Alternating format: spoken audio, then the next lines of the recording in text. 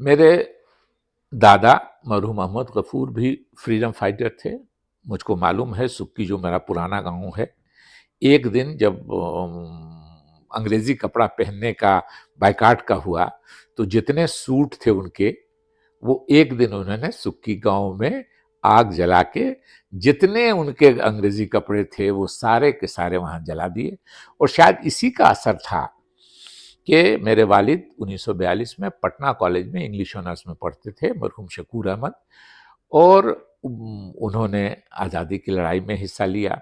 वो पटना कॉलेज से निकाले गए थे, उनको एक्सपेल कर दिया गया था, हालांकि अच्छे स्टूडेंट थे। पटना कॉलेज आज भी माना जाता है, उस ज़माने में तो यही था, उसमें भी इंग्लिश ऑनर्स में उस ज़माने में पढ़ते थे, लेकिन निकाल दिया गया 42 के भारत छोड़ो तहरीक में हिस्सा लेने पर मेरे वालिद को पटना कॉलेज से निकाला गया था।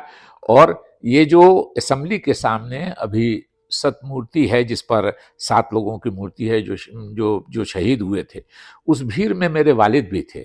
अक्सर जब हम लोग उधर से कभी उनके साथ गुजरते थे तो हम लोग उसे मजाक करते थे कि मेरी भी मूर्ति यहीं लगी रहती है, आप लोगों का कहीं पता नहीं लगता। मेरे रूम पार्टनर को गोली लगी और हम उसको कंधे पे लेकर के हम लोग गए पीएमसीएच में हम लोग उनका इलाज करा रहे थे, जो जख्मी थे। मेरा पूरा कपड़ा खून से भरा हुआ था। और उसी वक्त मेरे बड़े चचा ने आके, अंदर में वो मजिस्ट्रेट थे, उन्होंने आके कहा कि आप लोग बाहर की तरफ नहीं निकलिएगा, शहर की तरफ पुलिस ने पूरा घेर लिया है। तो हम लोग मेडिकल कॉलेज से गंगा नदी की तरफ, गंगा नदी के किनारे है पटना मेडिकल कॉलेज हॉस्पिटल, तो गंगा नदी की तरफ कूदे। अब वहां से नाव से गंगा टपके हम लोग हाजीपुर सोनपुर होते हुए, जो मुजफ्फरपुर वाला मेरा घर था, वहां पहुंचे। तो फ्रीडम फाइटर दोनों थे। और जाहिर है एक बात और भी कि मेरे वालिद ने कम से कम 10 लोगों को ताम्रपत्र कहलाता है, वो फ्रीडम फाइटर का जो सर्टिफिकेट है वो तांबे के इस पर होता है, और कुछ पेंशन मिलता है। मेरे वालिद ने कम से कम 10 से 12 लोगों को वो दिलवाया, रिकमेंड किया कि हाँ ये मेरे साथ थे।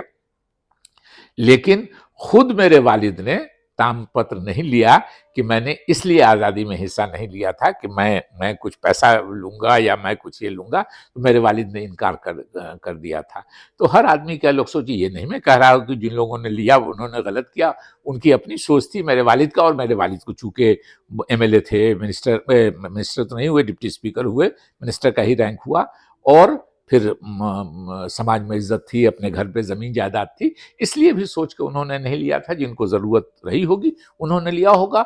मुल्क के तो वैसी बर्बादी हमारे घर की नहीं हुई।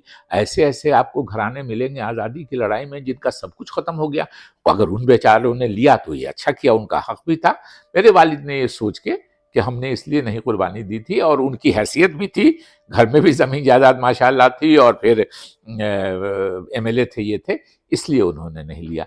तो मुझको इस बात का फख्र है कि मेरे दादा मरहूम अहमद गफूर और मेरे वालिद मरहूम शकूर अहमद, ये दोनों मुजाहिद आज़ादी थे और दोनों ने अंग्रेज़ों के खिलाफ लड़ाई लड़ी।